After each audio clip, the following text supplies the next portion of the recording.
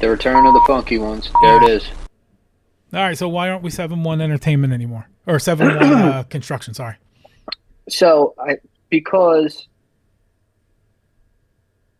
I'm hoping Uncle Sam doesn't chase me down here, Okay. and I decided to shorten the name. We want to keep it similar. We want to keep it 7-1 esque, right? Right. Are we live? Are we live? We're like I said, we're a private live. We're recording and broadcasting, but we're the only ones who can see it. Are we going live, or are we releasing afterwards? Um, I figured for this one we would release afterwards because then at least I can go back and cut out all that crap that we just did to get it up and running. Roger that. So I decided that if I'm going to, uh, I need to be 7-1 is near and dear to my heart. Right. We know this, Yeah. you know? Yeah. So if I'm going to continue business where the government can't find me, I only need to tweak it a little bit because they don't know that I'm going to Florida. Right. You know, they don't. Yeah.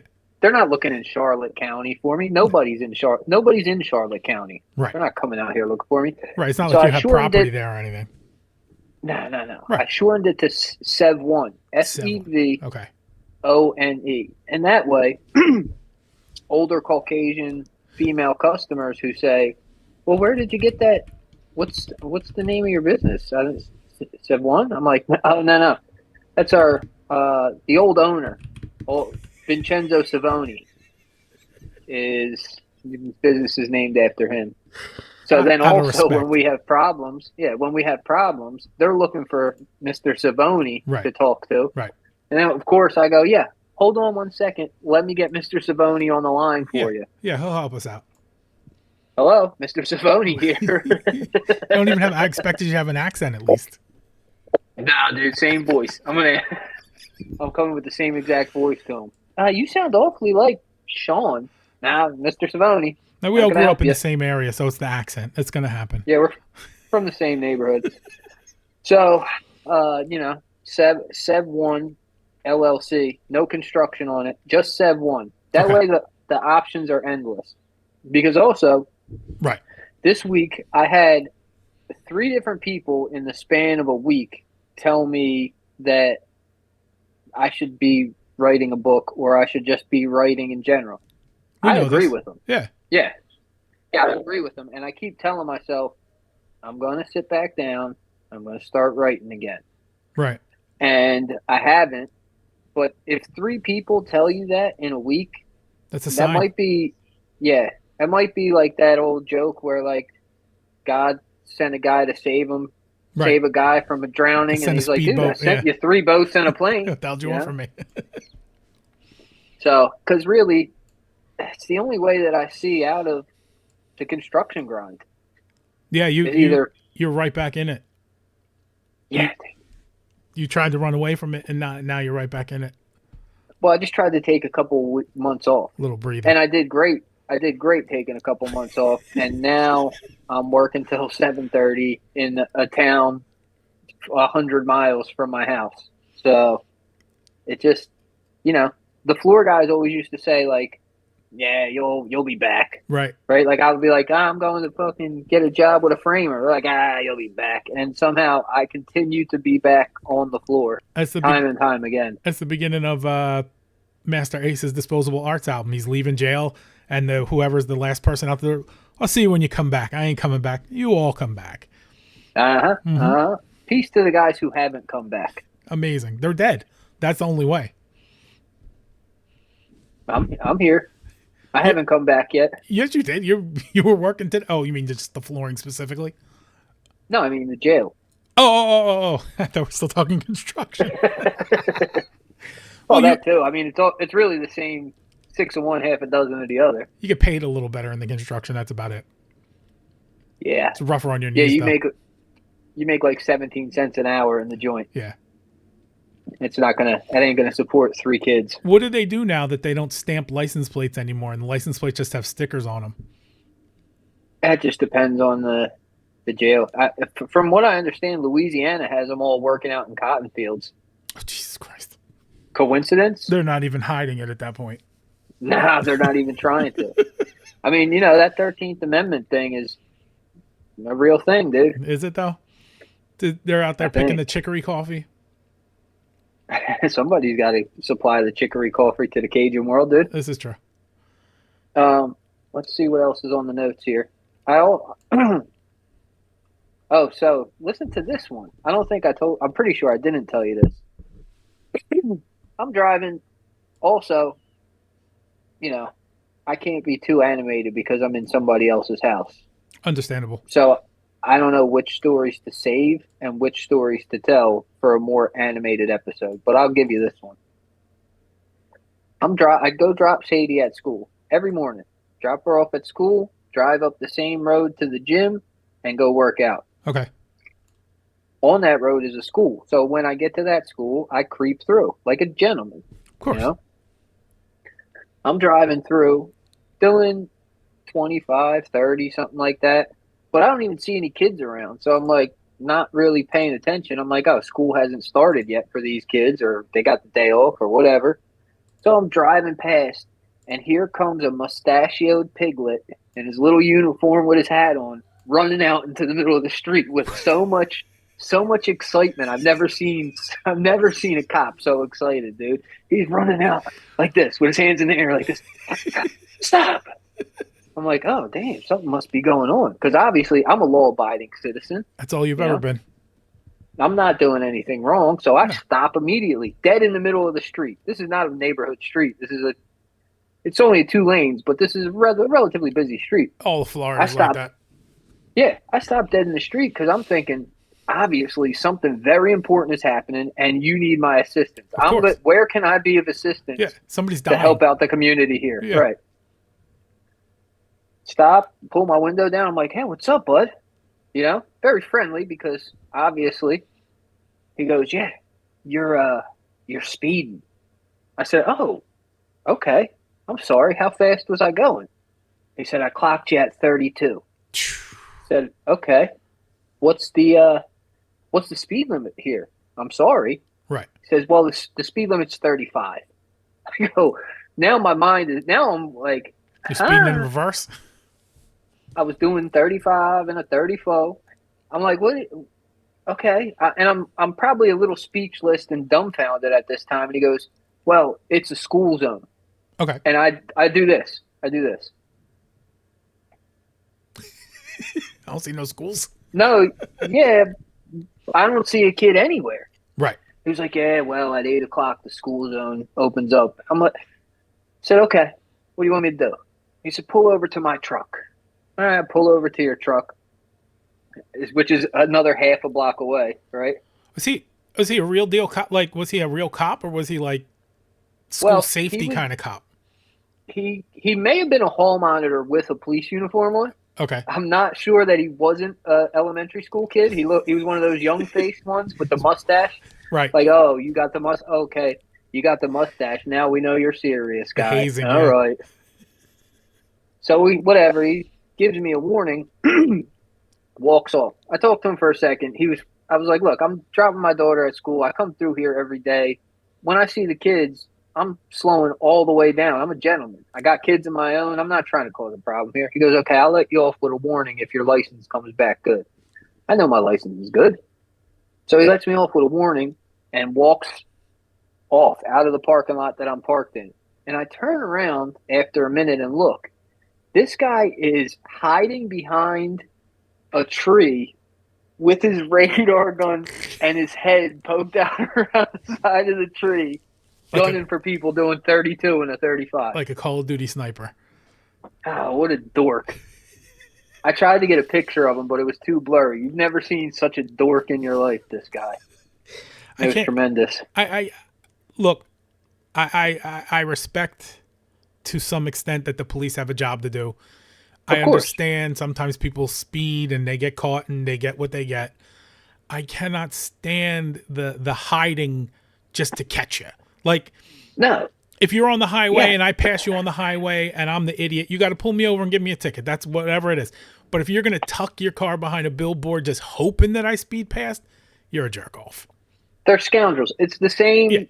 attitude as the black cop car with charcoal lettering on it. Exactly right. You know, you're It not helping anybody by hiding. no, You're you're hurting us. and you know what you're doing too. Like there's no question you're not there for my protection or safety. You're there to trick me into doing something dumb so that you can find me for it. So that you're not even getting paid. I mean, you're getting your check, Yeah. but you're not really getting paid off of this. You're doing daddy's work. Yeah, absolutely. You're out here doing daddy's work. Yeah. You dork. You know what Dame Dash says, You dude? don't get a cut. Nah, you know what Dame Dash says, dude? He says a lot. Anybody would, yeah. But something about, if you got a boss, you're a sucker. Which also, not necessarily true, but in this case, it works. Nah, I mean, it works to slander the police officers. I get the so position. That's what we're all about. I get the position. Or but eventually everybody has a boss, but I understand the position. Yeah. Our favorite police officer is being retired. Okay. Did he ever make it back to the force after that thing? He or got is this back. related? He went back to police work. They Okay. had him play. They had him play in the office. Okay. Like he was like, the ladies who come in and they're like, "Excuse me, I'd like to make a report. My flower pot was moved from my front step to the other side of my front step, and Right. I know it's these damn kids." I've seen them in the neighborhood before. They don't live here. I don't know why they're here. Yeah, he was dealing with that crap, and then at some point they decided. I don't know if he was. I don't know what the details were, but they decided he was going to get retired. And so he's going to be retired in a few more months. Full pension? Which like, great. It's not, they're not cutting him short or anything, right? He's supposed to get a pension. They just got to fight for how much of that pension is going to be. Okay. So he wants to be an HVAC guy. I don't know. I don't tell nobody to get into the trades. If you're getting a full pension, why do you want to get into, anything, let alone something that labor intensive? Well, you got to do something. Okay, fine. Open a sandwich shop. Don't be looking to climb into attics in dead of summer to put tin knocking in there. I'm in full concurrence because he also is talking about he's had a couple ideas over the past few months, and I'm like, some of them sound okay, but also if you're getting a full pension, go be a handyman. Do something cool and do something where you like handyman where you full on call the shots. Like, all right, I don't want to work on Tuesdays, so I just don't work Tuesdays. Or maybe work on your BMX career. Maybe you could turn pro BMXer at 40. Time to join in the Masters division. The Masters division, yeah. I was we've discussed that this whole time I was thinking I'm a stone cold, full blooded wigger. Right. But then also maybe possibly you're just a backwoods hick. Like we haven't really clarified. Yeah. I found what my actual labeling is that I am probably the one and only swamp wigger. Swamp wigger. Okay. I belong in the swamps, right. But also I'm the only guy out there listening to State Prop right. on my Milwaukee radio. Yeah, on the hoverboat, listening to Public Enemy. Yeah, we went to. So you ever seen these swamp buggies that like sit 8 feet off the ground and got 3-foot paddle tires on them, and they just they don't go fast. No, but they go through everything. Right, they're unstoppable. Well, the other night we're down at the farm hanging with the cousins at the farm. And they got a swamp buggy. So we're like, let's go out for a ride. Sure, great, let's go. I never been out on the swamp buggy. I got trailed around it on a Halloween hayride around the farm. Okay. But I never been out into the swamp. So we go riding, and this thing it's amazing. It's only going 15 maybe. It doesn't go fast at all. Right. But you drive directly into the water and just keep going, dude. Right. And the thing about it is, like, there's so much swamp down here, dude. And I know you know that, but also you don't realize it. Until you see how much swamp is out here, dude, it's hard to fathom. So we're driving out, and we're in like 2-3 foot of water, that doesn't look like 2-3 foot of water because it's all the sediment and the silt had dropped, has been settled. So it's crystal clear. You see to the bottom, Okay. and you could see anything. Like I saw a garfish swim off in front of us, a big John, dude, and he just. It was more slow actually. Gars are not fast. But you could see straight to the bottom, and then you're out there, and it's pitch black except for your lights on your buggy and whatever you can see from the moonlight. And you look around, dude, and you're like, there's water as far as you can see, swamp water as far as you can see to the left, swamp water as far as you can see to the right, and you can see maybe the tree line, a couple 100 yards ahead of you, real itty bitty, and you're just going further out. It doesn't make sense because you're looking at where you're going. You're like, I shouldn't be going this way. You like never catch up to the horizon. It just keeps pushing out further.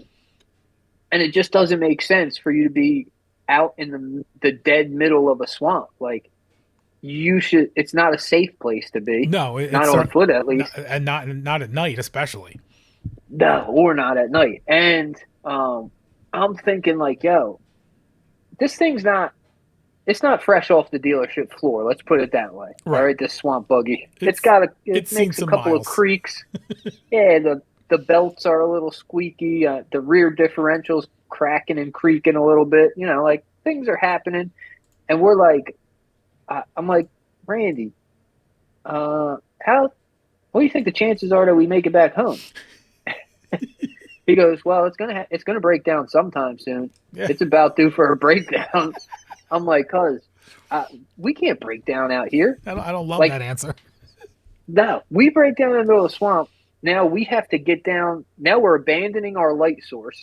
Right. And we have to walk through 2.5 feet of swamp water for God knows how far to get back to the house and safety.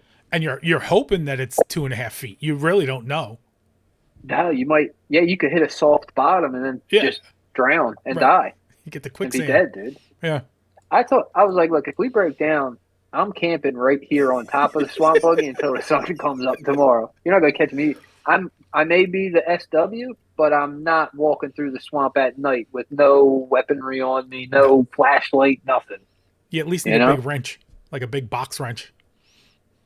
Yeah, or like a smashed Heineken bottle or something, Yeah, something. A little edge to it or something you can just clunk something over the head with if need be. They think I'm fancy in the swamp because I drink Heineken. Because Heineken was my choice. Oh, you drink those imports? Oh, you green bottles, huh? Are you a college boy? They've never been to college if they think the college boys are drinking fancy beer. Also... All right, hang on. Is this a new topic? Yeah, unless you got one. No. I'm just talking. Yeah, that's fine. I'm just ripping through topics and talking. That's fine. There's 3 minutes left on this meeting. So let me cut it, and then... Then let's call it. You sure? We're good. All we right. got it. Yeah, I don't want to wait. I don't want to be wasting topics when I can't fully, activate my inner broadcaster. All right, that's fair. So if this goes up, we'll be back next Monday around... Well, if this goes up, whenever it went up, there will be another episode around that time. Eventually.